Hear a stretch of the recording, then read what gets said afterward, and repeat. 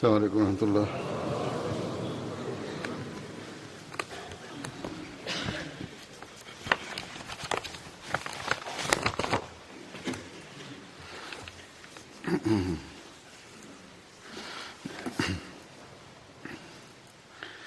أشهد أن لا إله إلا الله وحده لا شريك له وأشهد أن محمدا عبده ورسوله أما بعد فأعوذ بالله من الشيطان الرجيم بسم الله الرحمن الرحيم الحمد لله رب العالمين الرحمن الرحيم مالك يوم الدين إياك نعبد وإياك نستعين اهدنا الصراط المستقيم صراط الذين أنعمت عليهم غير المغضوب عليهم ولا الضالين.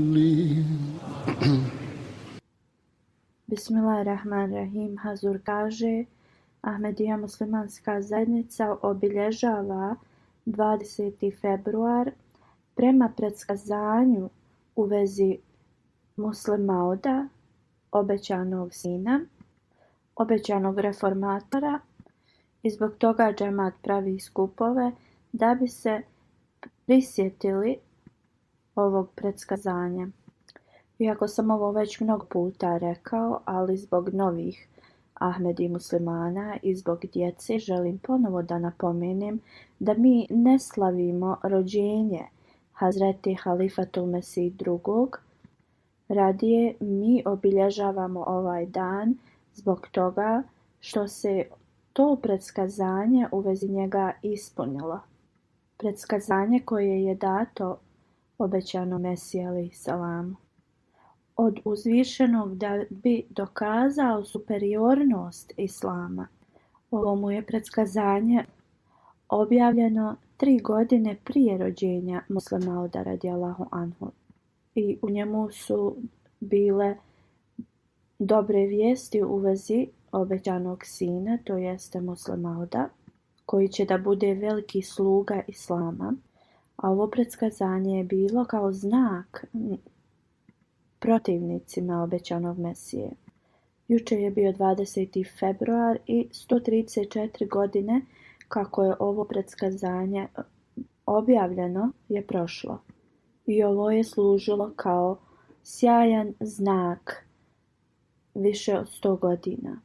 Kao što sam ranije rekao, džemat pravi skupove, dželsu, u vezi ovog dana i razni aspekti i dokazi se navode u vezi ovog predskazanja, također u vezi karaktera od Musleh Mauda. Kako god nije moguće da navedemo sve aspekte ovog predskazanja i kako je bilo ispunjeno u roku od 1 do 2 sata.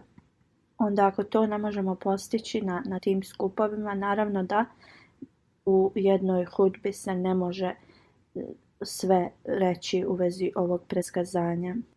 I onda sam odlučio da predstavim neke aspekte u vezi ovoga i također detalje koje je objasnio Musleh Maud.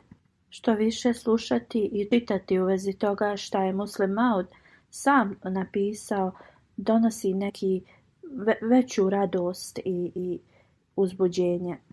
Prvo ću da spomenem riječi iz tog predskazanja koje je obećani Mesija objavio dok je govorio svojim protivnicima u vezi predskazanja koja su mu data. Obećani Mesija alejhi selam govori u vezi predskazanja koje mu je dato u vezi obećanog sina, to jeste Musleh Mauda.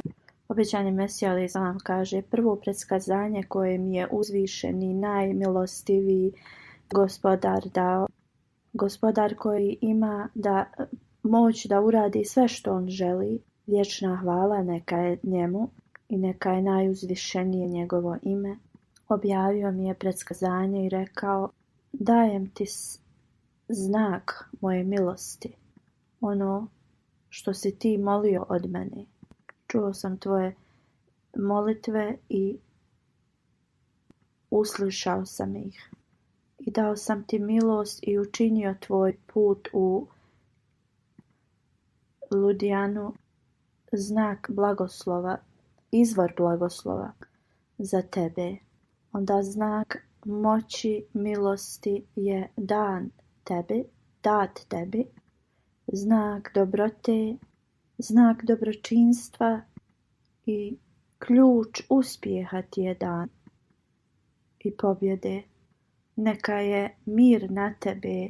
Bog tako želi da oni koji žele da se spase dobiju spas, a oni koji su tako će superiornost Islama i Božje jedinstvo da se uspostavi i istina će da dođe sa tim blagoslovima, a sve loše će da vas napusti i da ljudi shvate da sam ja gospodar moći i da ja radim sve ono što želim.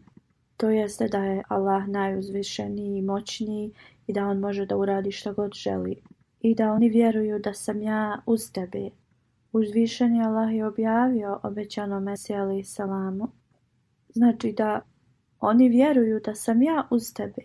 I oni koji ne vjeruju u Boga i negiraju religiju i njegovu knjigu i njegovog časnog poslanika Muhammeda sallallahu alejhi ve sellem, i ispravni će da dobiju znak, a oni koji nisu na ispravnom putu, oni će da to podnesu sa krivicom. Onda dalje stoji: onda se raduj da će ti biti dan čist i lijep dječak, čisti dječak koji je od tvog sjemena i od tvog potomstva. Zgodan i čisti dječak dolazi kao tvoj gost. Njegovo ime je Emanuel, također Bešir. Udahnut je veličanstvenim duhom i čisti od svega što je nečisto. On je svjetlo Allahovo, blagoslovljen je onaj koji dolazi sa neba. Blagoslovit će da dođu uz njega. Njegove karakteristike će biti dobročinstvo, velikodušnost i bogatstvo. Doći će na svijet i izliječit će mnoge nedostatke u ljudima kroz njegove kvalitete i kroz blagoslov koji je nadahnut u njega. Posjedovat će riječi koje su nadahnute od Allaha, bit će vrlo inteligentan, mekog srca i imat će veliko duhovno i sekularno znanje. Preobratit će 3 u 4. Obećani Mesija alejhi selam kaže da za ovo značenje nije jasno. Predskazanje dalje govori: danas je ponedjeljak, blagoslovljeni ponedjeljak. Sin koji je radost srca visokog stepena, manifestacija od prvog i zadnjeg, manifestacija ispravnog i visokog, kao da se Allah spustio s neba. Njegov dolazak će biti vrlo blagoslovljen i bit će izvor manifestacije uzvišenog veličanstva. Svjetlost dolazi od Boga, udahnut ćemo naš duh u njega i bit će zaštićen ispod Allahove sjene. Brzo će da napreduje u statusu i bit će onaj koji će pomoći onima kojima je pomoć potrebna, bit će poznat širom svijeta i ljudi će dobijati blagoslov kroz njega. I onda će da bude uzdignut. I onda njegov duhovni status će biti uzdignut u džennetu. Ovo je stvar koja je određena. Ovo su riječi predskazanja koje govori o raznim aspektima tog obećanog sina, to jeste Muslim Mauda. Ja se izvinjavam slušalcima, riječi ovog predskazanja su vrlo teške i vrlo je teško prevesti. Obećani Mesija alejhi selam je proveo 40 dana gdje se samo molio uzvišenom Allahu i poslije toga je dobio predskazanja od uzvišenog Allaha i riječi koje sam vam sad predstavio. Hazreti Muslim Maud radijallahu anhu dok je objašnjavao u vezi mjesta gdje je obećani Mesija se molio i u vezi ovog predskazanja, on govori: tačno 58 godina prije predskazanje je objavljeno, to jeste kad je ovo Muslim Maud spominjao, 50 godina je tako bilo prošlo od tog predskazanja. I on kaže sad ulazimo u 59. godinu i 28. februara 1886. godine u ovom gradu Hisharpur, to jeste on je ovu hudbu održao u tom gradu. I on kaže u ovome gradu, u kući ispred mene, pokazao je svojim prstom prema toj kući. On kaže ta prostorija je bila ispred tu gdje je pokazao i kaže da je to jednostavno nekad kad imate goste neočekivane pa se nešto kao poput šatora ili neka prostorija se napravi. U toj prostoriji došao je čovjek iz Kadijana koji je bio nepoznat ljudima i u Kadijanu. On je došao ovdje jer je vidio veliko neprijateljstvo ljudi prema islamu i prema poslaniku sallallahu alejhi ve sellem.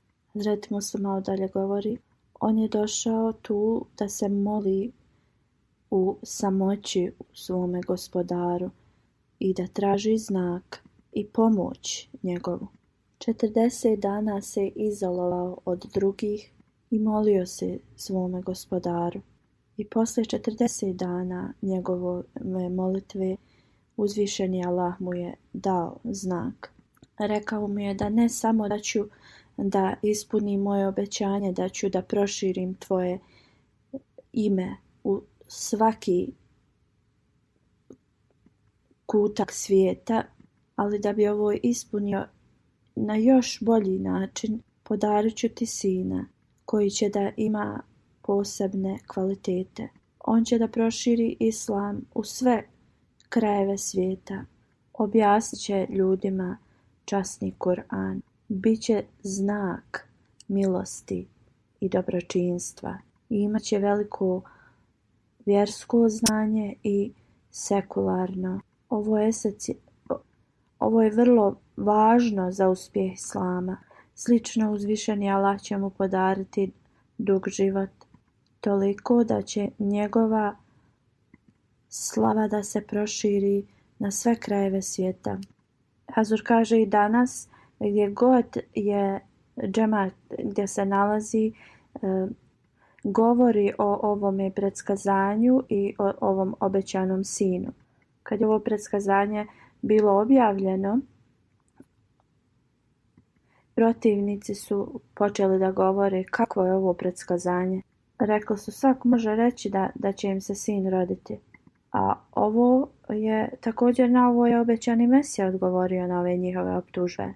Govoreći u vezi ovoga, Hazreti Muslim Maud radijallahu anhu kaže, on kaže kad je ovo predskazanje, riječi ovo predskazanja bilo objavljene svima da mogu da pročitaju, protivnici su počeli da iznosi razne optužbe i onda je obećani Mesija objavio još jedan oglas 22. marta 1886. godine. Protivnici su rekli kako da mi se oslonimo na predskazanje koje govori da će dobiti sina. Zar drugi ljudi nemaju sinove?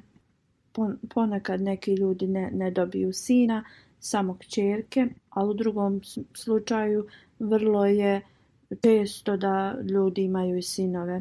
I nikada rođenje djeteta nije kao neki veliki znak. Onda, i ako dobije sina, zašto će da dokaže da je znak od uzvišenog Allaha ispunjen kroz njega? I u njegovom objašnjenju ljudima obećani Mesija je objavio 22. marta.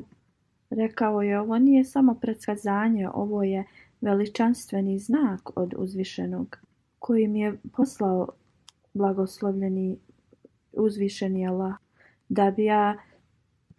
da bi ja uspostavio istinu i veličanstvo našeg časnog poslanika sallallahu alejhi ve sellem. Onda obećani Mesija alejhi selam je napisao, uzvišeni najmilostiviji Allah zbog ljubavi i poštovanja prema časnom poslaniku sallallahu alejhi ve sellem, on je uslišao moje molitve njemu i obećao je da će da pošalje tako blagoslovljen duh, čije unutrašnji blagoslovi i vanjski blagoslovi će biti prošireni u cijelom svijetu. Hazreti Muslim Maud dalje govori da je obećani Mesija samo rekao da mu je objavljeno da će da dobije sina i to bi se smatralo kao predskazanjem. Jer postoje ljudi u svijetu koji nemaju djece, možda je njih vrlo malo, ali neki ljudi ne dobiju djecu. Drugo, obećani Mesija je imao preko 50 godina kada je objavio ovo i hiljadama ljudi u svijetu je koji ne mogu da imaju djecu posle 50. Također neki ljudi samo imaju djevojčice. Onda neki imaju sina, ali dijete premine vrlo brzo poslije rođenja. Muslim Maud dalje govori da sve ovo se može, ovi faktori se mogu pripisati obećanom Mesiji alejhi selamu. Prvo, nijedna osoba ne može i nema moć da prediktuje da će dobiti sina. Obećani Mesija alejhi selam kaže i čak i da osoba kaže i da prihvatimo to, recimo da neko kaže rođenje sina, da to ne prihvatamo kao predskazanje. On kaže, kad sam ja samo rekao da ću dobiti muško dijete? Ja sam rekao da je uzvišeni Allah prihvatio moje molitve i da mi obećao da će mi poslati blagoslovljeni duh, čiji unutrašnji i vanjski blagoslovi će se raširiti širom svijeta. Hazur kaže, kao što sam ranije spomenuo, da ovaj obećani sin širom svijeta je dobio ovo što je obećano.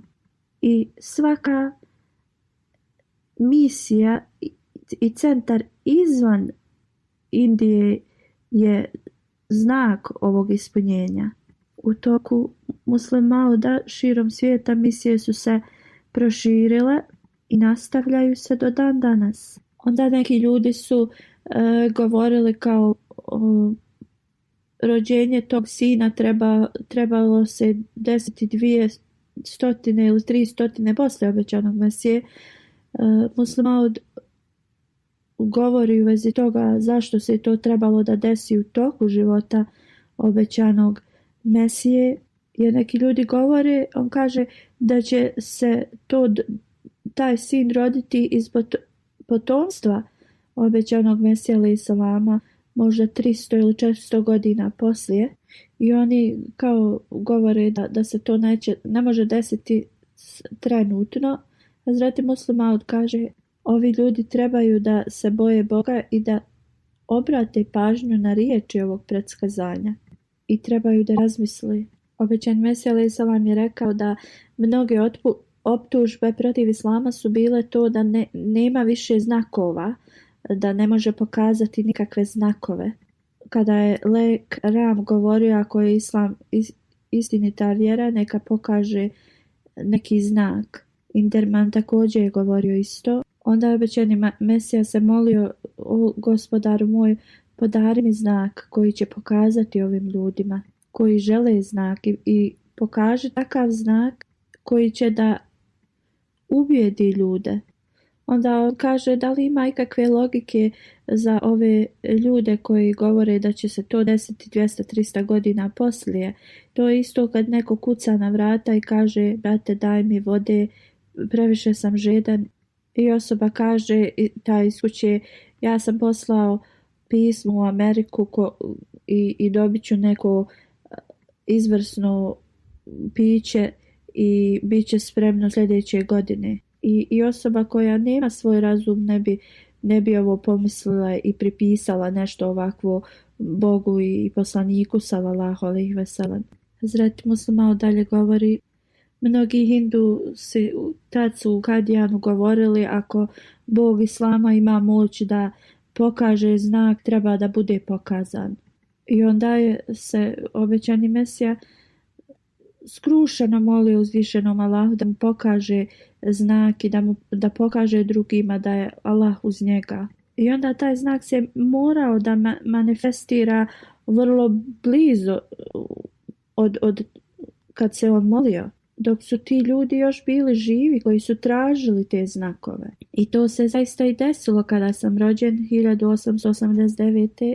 Prema predskazanju. Oni koji su tražili znak obećanom Mesiji da bi dokazao, bili su još živi. I on kaže, ja kako sam rastao, sve više i više znakova koje je Allah obećao su se manifestirali. I zato je bilo neophodno da se ovi znakovi dese u vrijeme obećanog Mesija alejhi selama i u vrijeme onih koji su govorili ove optužbe protiv Islama i koji su tražili znakove. I zaista ovaj znak je ispunjen. Vrlo je važno da mi znamo svrhu ovog predskazanja i zašto je bilo važno da se ispuni u vrijeme obećanog Mesija alejhi selama, koje sam sad spomenuo, i vrlo je važno da znamo svrhu toga zašto je trebalo da se ispuni iz krvne loze obećanog Mesija alejhi selama. I taj sin koji je bio sin obećanog Mesije alejhi selama, njegov pravi sin. Hazreti Muslima radijallahu anhu dalje govori, obećani Mesija alejhi selam u jednom od svojih objava je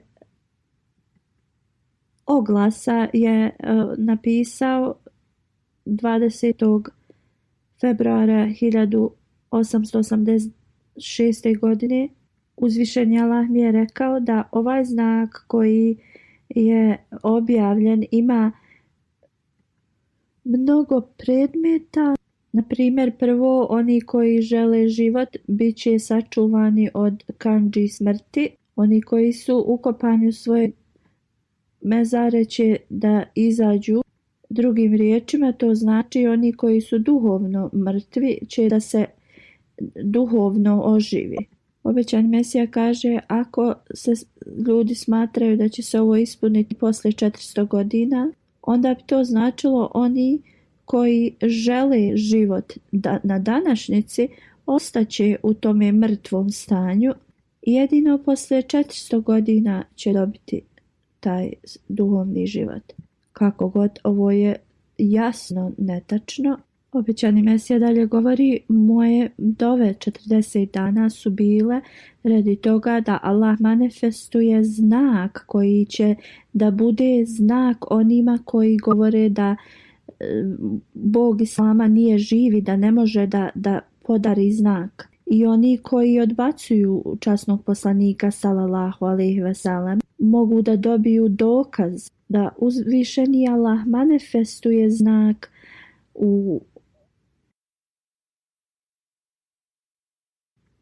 da dokaže istinitost Islama i časnog poslanika sallallahu alejhi ve sellem.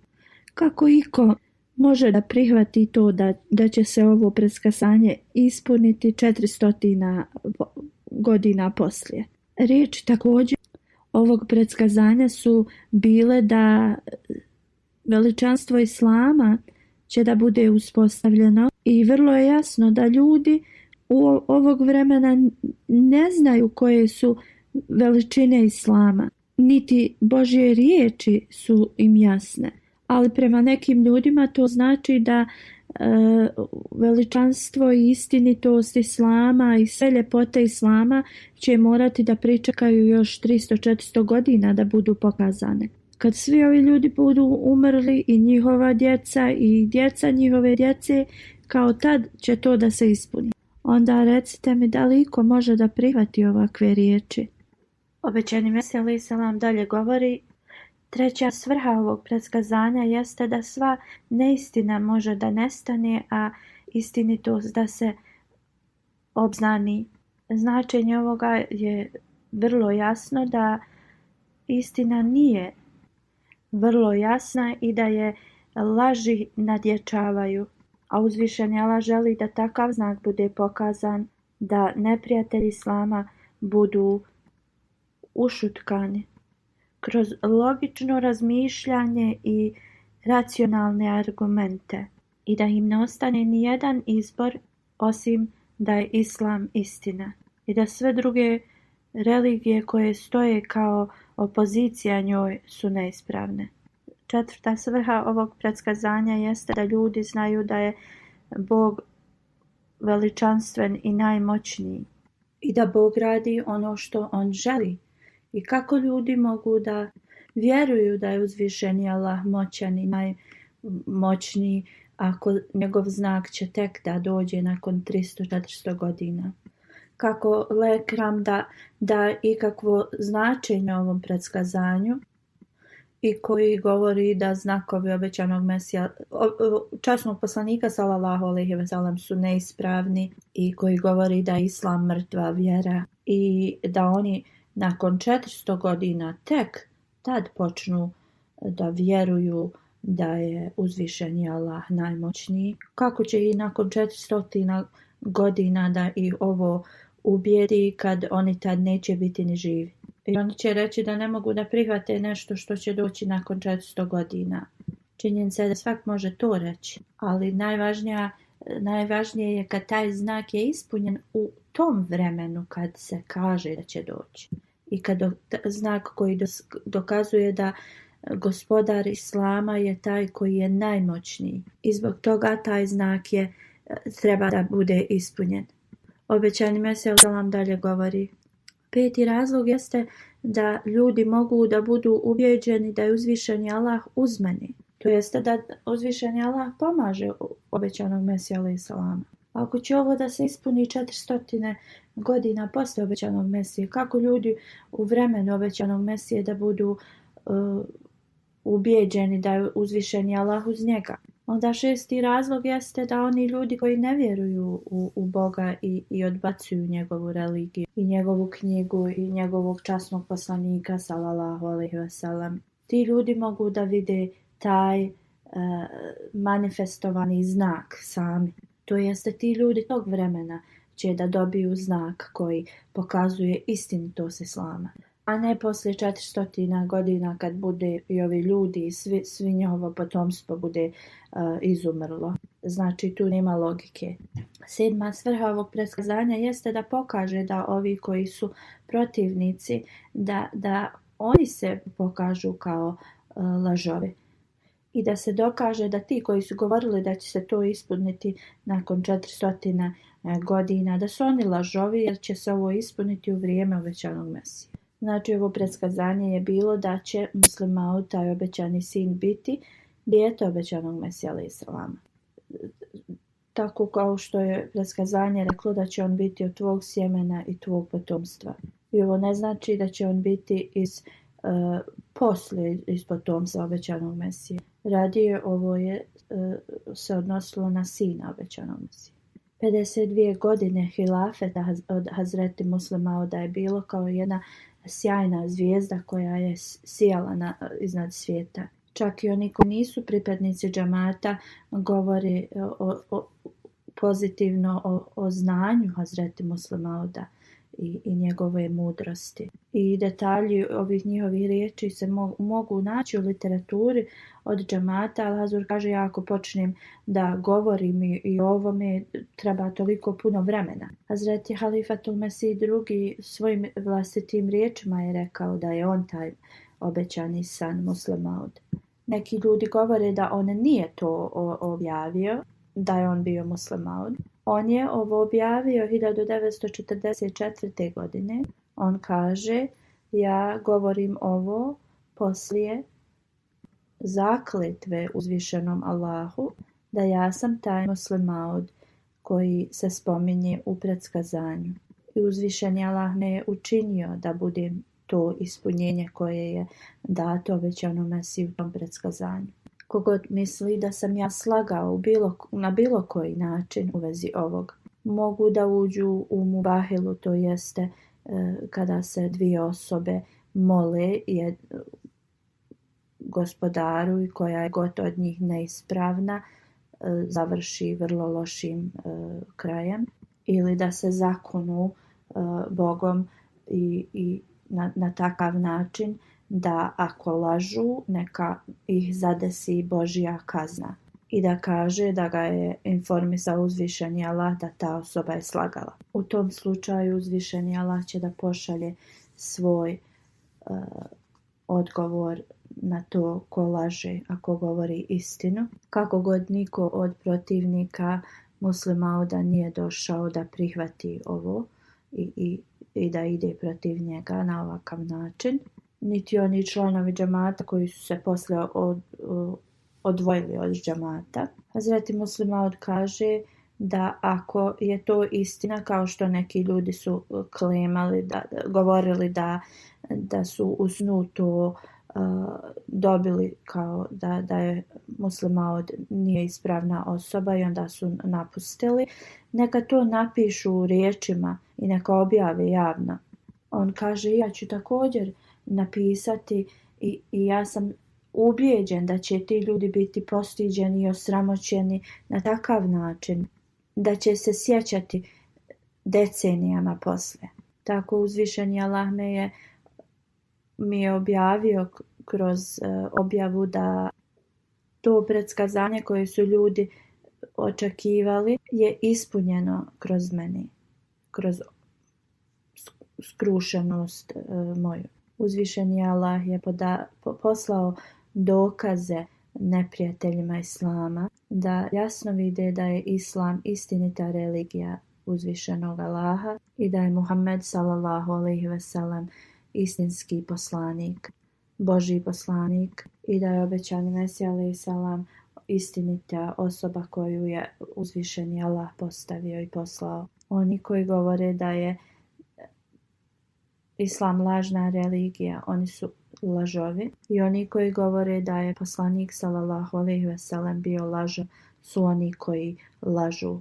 Hazreti Muslim Maud dalje govori, uzvišeni Allah kroz ovo predskazanje je dokazao istinitost Islama i istinitost časnog poslanika sallallahu alejhi ve sellem.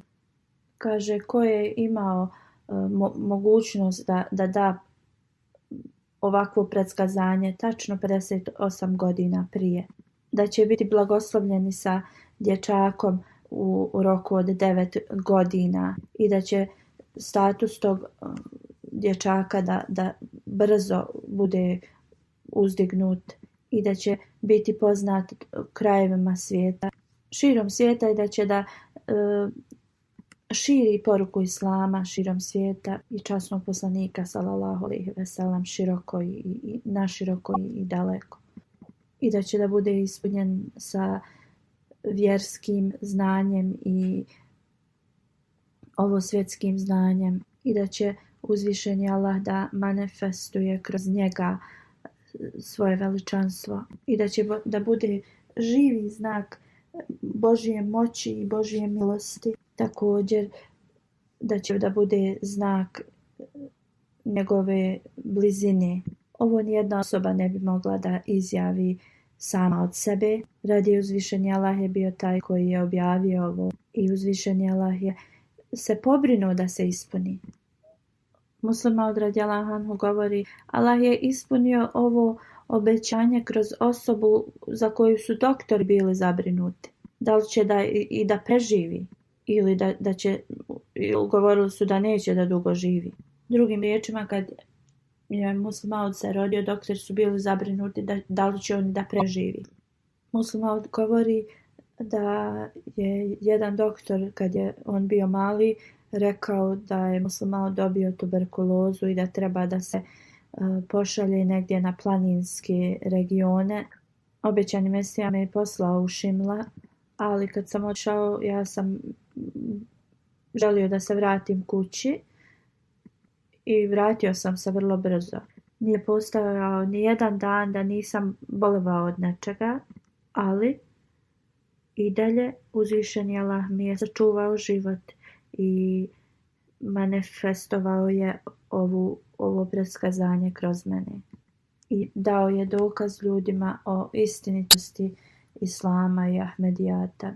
On dalje govori, ja nisam išao i dugo u školu i nisam dobio ovo svjetsko sekularno znanje kroz školu. Uzvišeni Allah se je pobrinuo sa svojim melecima da mi podare ovo znanje. I podario mi je toliko takvo znanje časnog Kur'ana i da nijedna osoba ne bi mogla da protumači Kur'an na način na koji je on to uradio. To znanje nije rezultat mojih misli i mog znanja. Onda je rekao da to znanje, ako iko posjeduje u svijetu i želi da jednostavno protiv njega to dokaže, on kaže ja prihvatam taj izazov da bi dokazao koliko znanja ima o časnom Kur'anu. Ovo je izazov koji je musliman javno dao svim ljudima svijeta. On kaže ja znam da na ovom svijetu nikome Allah nije dao ovakvo znanje časnog Kur'ana kao što je meni. Uzvišeni Allah mi je dao učenje i tajne časnog Kur'ana i postavio me kao učitelja časnog Kur'ana cijelom svijetu. Uzvišeni Allah me je postavio tako da mogu da širim poruku časnog poslanika sallallahu alejhi ve sellem i časnog Kur'ana širom svijeta i da se pobrinem da Islam bude iznad svih religija svijeta. Hazreti Muslima dalje govori, cijeli svijet se može udružiti zajedno, da li to bili kršćanski kraljevi ili kršćanska vlada, i da Evropa i Amerika se ujedine i najjače zemlje svijeta, da me zaustave da postignem svoj cilj, kunem se uzvišenim Allahom da sav njihov trud će da propadne i oni će da izgube. Hazreti Muslima dalje govori da će uzvišeni Allah uspostaviti kroz mene čast časnog poslanika sallallahu alejhi ve sellem i kroz moje sljedbenike i veličina Islama će da se ponovo uspostavi širom svijeta. Sve dok časni poslanik sallallahu alejhi ve sellem ne bude svugdje prihvaćen kao ispravni istiniti poslanik.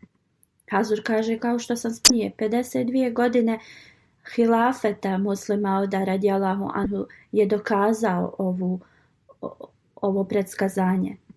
Hazreti Muslima dalje govori, moji dragi prijatelji, ja ne tražim nikakvu čast za sebe, niti želim da živim puno osim ono što uzvišeni Allah mi da. Drugim riječima, Hazreti Muslima odgovori da on ne želi da ostane na ovom svijetu neki određeni broj godina, ali govori zaista ako sam ja potreban za nešto, onda je to volja uzvišenog Allaha. On kaže, ako sam potreban da preporodim čast Islama ponovo, onda to tako Allah želi, i da pobjedim kršćanstvo i da mojim koracima šejtan se uništi i da donesem kraj kršćanstvu. Hazreti Muslima dalje govori, ako Bog da, ja ću da pokažem istinu, da cijeli svijet to vidi. Zvuk koji čujete je glas uzvišenog gospodara zemlje i neba. Ovo je Božja volja i ova istina nikada ne može da bude zaustavljena. I nikada neće biti zaustavljena i nikada neće biti zaustavljena. Ako Bog da, Islam će zaista da bude da nadjača u cijelom svijetu i kršćanstvo će biti pobjeđeno i uzvišeni Allah će da ih kroz moje ruke uzvišeni Allah će da donese pobjedu nad kršćanstvom. Neće imati moći da se oporavi u mom vremenu ili poslije mene sjeme koje ću da usadim, ono će da se raširi i da kršćanstvo ostane samo kao neka suha grana. A zastava Islama i Ahmedijata će na sve četiri strane svijeta da se uspostavi. Hazret Muslih Maud kaže: sada kada vam dajem radosne vijesti da je predskazanje ispunjeno, također želim da vam ukažem, usmjerim vašu pažnju na vaše dužnosti. A iste ove dužnosti sada na nas spadaju također. Ova dužnost pada na sve vas koji ste čuli u vezi Muslih Mauda. Da sebe reformišete i da ne žalite svaki kap svoje krvi za pobjedu Islama i Ahmedijata. Zaista vi možete da budete sretni zato što je uzvišeni Allah ispunio ovo predskazanje. I želim da kažem da vi morate da ispoljavate to zadovoljstvo. Jer je obećani Mesija alejhi selam sam napisao da ste vi zaista svi sretni ili uspješni. Hazreti Muslih Maud radijallahu anhu dalje govori: možete da budete sretni radi ispunjenja ovog predskazanja, jer ovo će da slijedi sa duhovnim svjetlom. Hazreti Muslih Maud dalje govori: u stanju ove sreće ja želim da vam skrenem pažnju da ne smijete da zaboravite svoje dužnosti. Jednom sam vidio u viziji da idem brzo i da svijet se smanjuje sve manje i manje ispod mojih nogu, kao što je to navedeno u predskazanju u vezi mene. Da ću da brzo porastem u svom statusu. I onda to je meni naređeno da se krećem brzo u svim stvarima progresa. Ali u isto vrijeme je to slijedi i za vas da se krećete brzo prema progresu i da odbacite sve nešto što vas od ovoga odvraća i lijenost. Hazreti Muslih Maud radijallahu anhu dalje govori: blagosloveni će biti oni koji se kreću zajedno sa mnom i koji nastavljaju u progresu. I neka Allah da svoju milost na one koji izostaju iza i koji su nepažljivi u ovome. I kao licemjeri oni se odmiču dalje. On kaže: ako želite napredak, onda slijedite, budite uz mene, tako da možemo da postavimo zastavu poslanika sallallahu alejhi ve sellem i u zemljama gdje je veliko nevjerovanje. I da neistinu istrijebimo sa ovog svijeta. Ako Bog da, ovo će da se desi prema Božjem određenju. Zemlja i nebo se mogu pomaći sa svog mjesta, ali Božje riječi će ostati onakve kakve je on rekao. Da nam uzvišeni Allah pomogne da širimo islam, poruku islama u sve krajeve svijeta, a ne samo da obilježavamo dan Muslih Mauda. Ne trebamo samo da budemo zadovoljni da smo obilježili taj dan i napravili skup. Trebamo da nastavimo dalje. Trebamo da nastavimo taj posao koji je poslan obećani Mesija alejhi selam od uzvišenog Allaha, njegovu misiju da nastavimo i koji nam je dao mnoga predskazanja od uzvišenog Allaha, uključujući jedno od njih, predskazanje o Muslih Maudu. Vrlo ukratko ću da spomenem uspjeh koji je postigao Muslih Maud radijallahu anhu. Spomenuto je u predskazanju da će on da bude ispunjen sa vjerskim znanjem, također ovosvjetskim znanjem. I samo ću spomenuti jedan aspekt u vezi ovoga.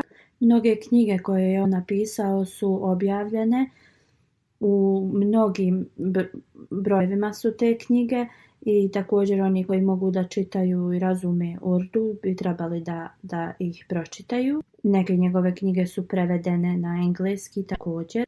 Znači mnogobrojne njegove knjige su izdane, također hudbe njegove 2367 hudbi njegovih je objavljeno, 1700 stranica tefsiri Sagir i tefsiri Kabir, 10 knjiga je objavljeno, 59 sura, komentar 59 sura iz časnog Kur'ana, 5907 stranica sadrži se u tim 10 knjiga.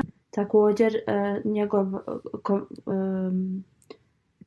rad još cijeli njegov rad još nije objavljen i naš tim se time sad bavi, što ima još 3094 stranice još da se objavi. Znači ovaj projekat, ovaj tim i dalje radi na tome da se završi cijeli taj komentar koji je Muslim Maud napisao u vezi časnog Kur'ana. Ovo je vrlo kratak sadržaj toga postignuća Muslim Mauda radijallahu. Hazreti Halifatul Mesih III je također u jednoj od svojih hudbi govorio o uspjehu Muslim Mauda radijallahu anhu. Halifatul Mesih III tu govori da uzvišeni Allah je rekao da će Muslim Maud da bude nadahnut vjerskim, također ovosvjetskim znanjem. Ja sam skupio toliko detalja, ali vam dajem kratak sažetak toga. Tefsiri Kabir je jedan od njegovih komentara časnog Kur'ana. Samo ovaj njegov rad, ovaj komentar časnog Kur'ana, kad ona pobožna osoba kad to pročita, jednostavno ne može ništa drugo reći nego da je ovo jedna velika pobožna učevna osoba napisala. Ali osim ovoga, Hazreti Muslim Maud je napisao mnogo drugih knjiga u vezi časnog Kur'ana i što se prema mom računanju on je napisao od 8 do 10 hiljada stranica u vezi komentara časnog Kur'ana. Te se knjiga u vezi teme kalam, onda preko 30 knjiga u vezi duhovnosti, u vezi islamskog morala i doktorine učenja islama, knjige u vezi karaktera i učenja časnog poslanika sallallahu alejhi ve sellem, 4 knjige u vezi historije, 3 knjige u vezi fika, 25 knjiga u vezi političkih stanja prije nezavisnosti Pakistana i Indije i 9 knjiga poslije nezavisnosti, 15 knjiga u vezi Kašmira i političke situacije tu, 99 knjiga u vezi Ahmedijata. I totalan iznos ovih knjiga je 225. Hazur kaže vjerovatno tad Halifatul Mesih III nije imao sve podatke, ali kao što sam ja sad naveo,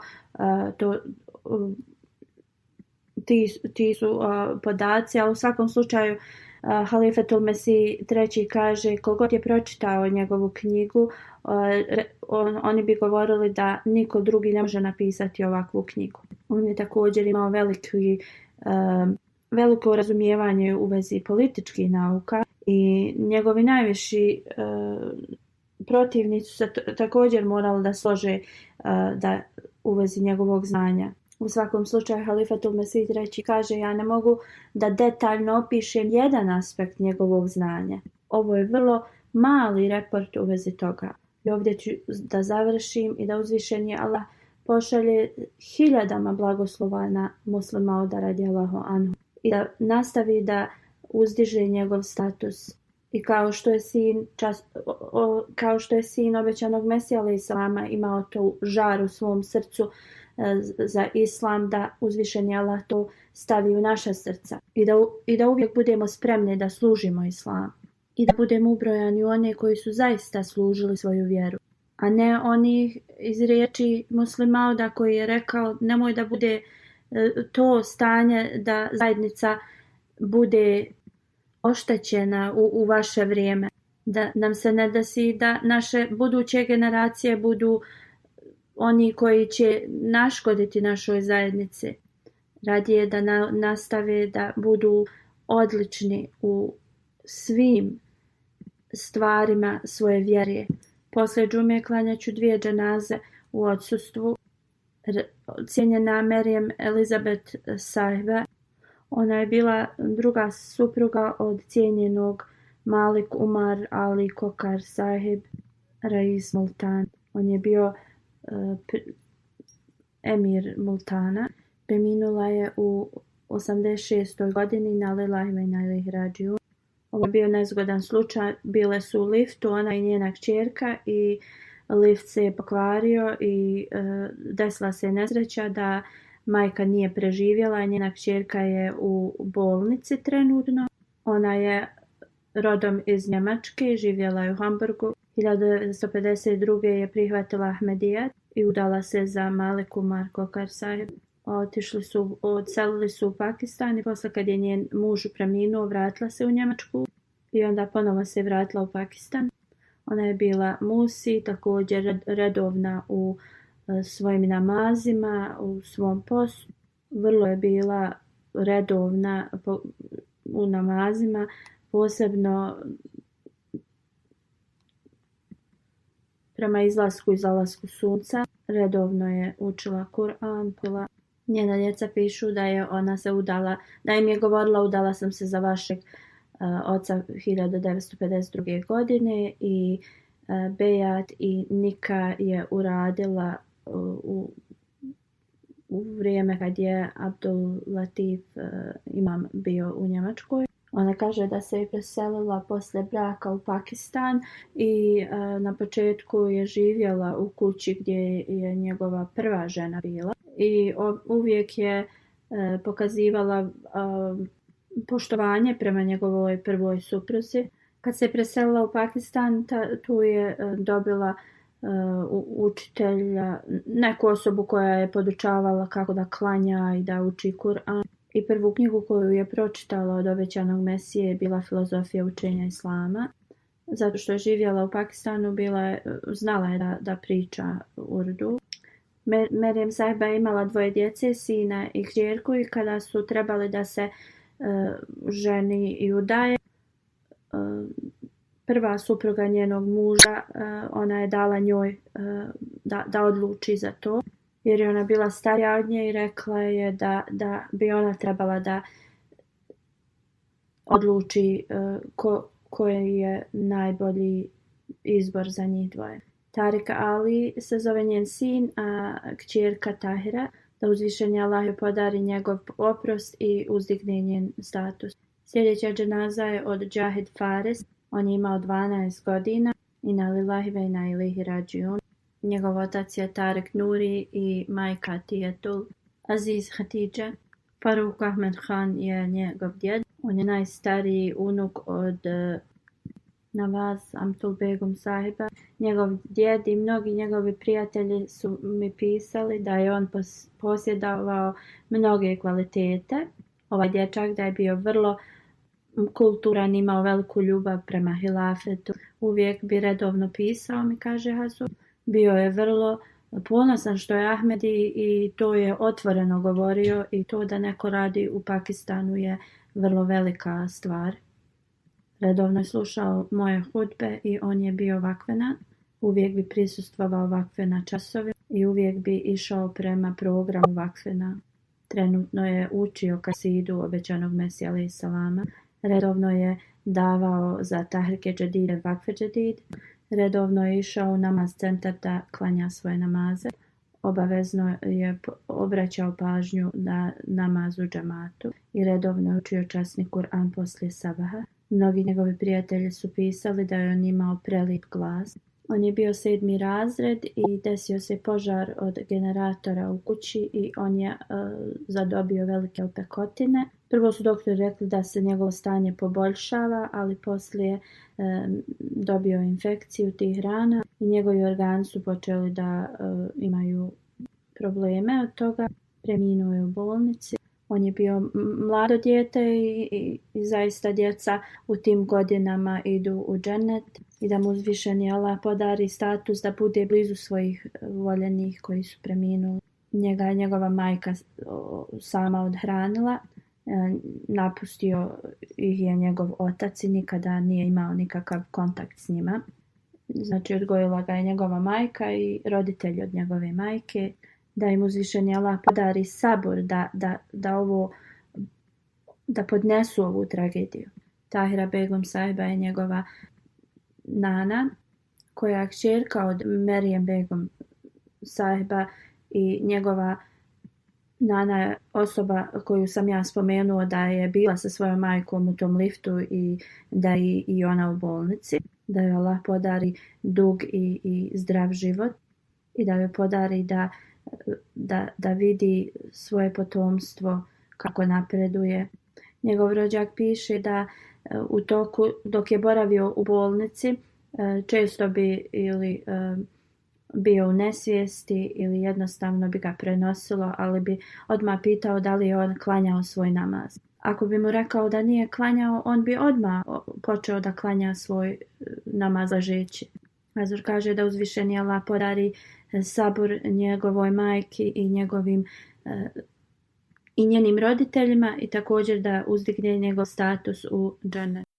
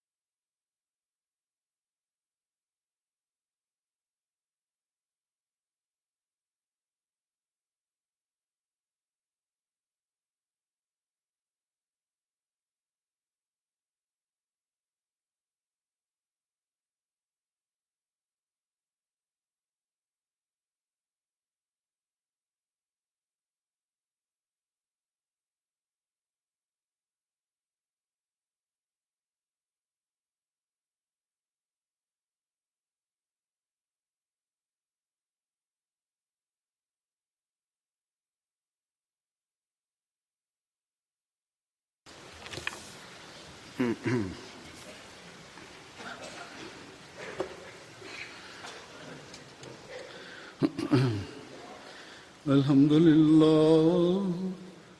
لله نحمده ونستعينه ونستغفره ونؤمن به ونتوكل عليه ونعوذ بالله من شرور أنفسنا ومن سيئات أعمالنا من يهده الله فلا مضل له ومن يضلل فلا هادي له ونشهد أن لا إله إلا الله ونشهد أن محمدا عبده ورسوله عباد الله رحمكم الله إن الله يأمر بالعدل والإحسان وإيتاء ذي القربى